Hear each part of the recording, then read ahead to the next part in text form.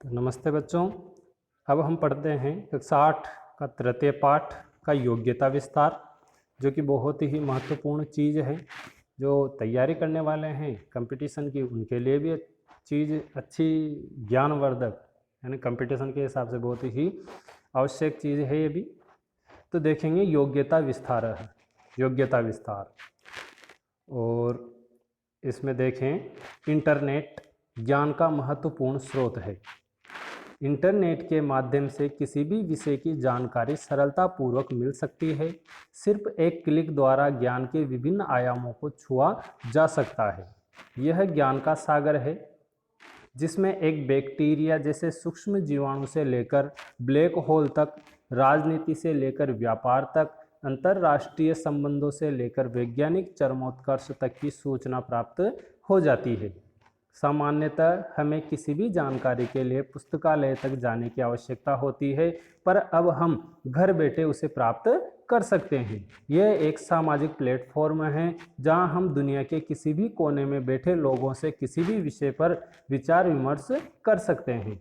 इस पर ईमेल सुविधा, वीडियो कॉलिंग आदि आसानी से उपलब्ध है। ऑनलाइन दूरस्थ शिक्षा, ऑनलाइन डिस्टेंस एजुकेशन के माध्यम से लोग घर बैठे अपना पाठ्यक्रम पूरा कर सकते हैं। जैसे हम अभी कोरोना काल में ऑनलाइन शिक्षा प्राप्त कर रहे हैं, तो उसी प्रकार यहाँ पर हम जो ऑनलाइन दूरस्थ शिक्षा भी इसके माध्यम से घर बैठे प्राप्त कर सकते हैं। यह मनोरंजन का मुफ्त साधन है। इसकी नेविगेशन फैसिलिटी हमें एक स्थान से दूसरे स्थान पर पहुँचाने में सक्षम है। इसकी कभी छुट्टी नहीं होती। यह हमें 24x7 उपलब्ध है, अर्थात 24 घंटे और पूरे सप्ताह भर हमें उपलब्ध रहता है।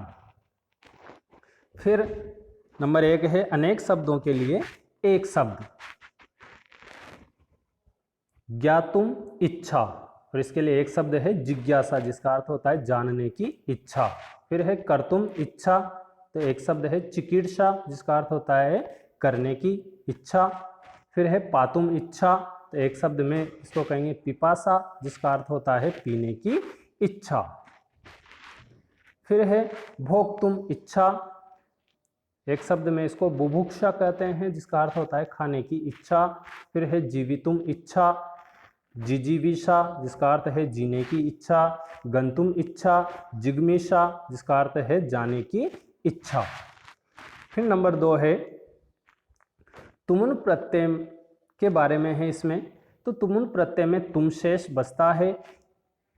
यह प्रत्यय के लिए अर्थ में प्रयुक्त होता है, यानी जिस शब्द के पीछे तुमुन प्रत्यय लग जाता है तो उसका जो अर्थ होगा उसके अंत में के लिए अर्थ निकलेगा।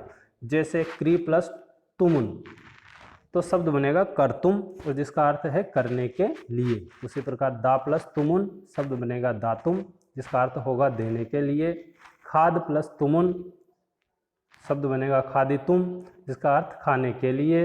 उसी प्रकार पठ प्लस तुमुन, शब्द बनेगा पठितुम, जिसका अर्थ है पढ़ने के लिए। लिख प्लस तुमुन, शब्द बनेगा लिखितुम, जिसका अर्थ है लिखने के लिए। गम प्लस तुमुन, शब्द बनेगा गंतुम, जिसका अर्थ है जानने के लिए। तो ठीक है बच्चों, आपको अच्छे से समझ में आ गया होगा।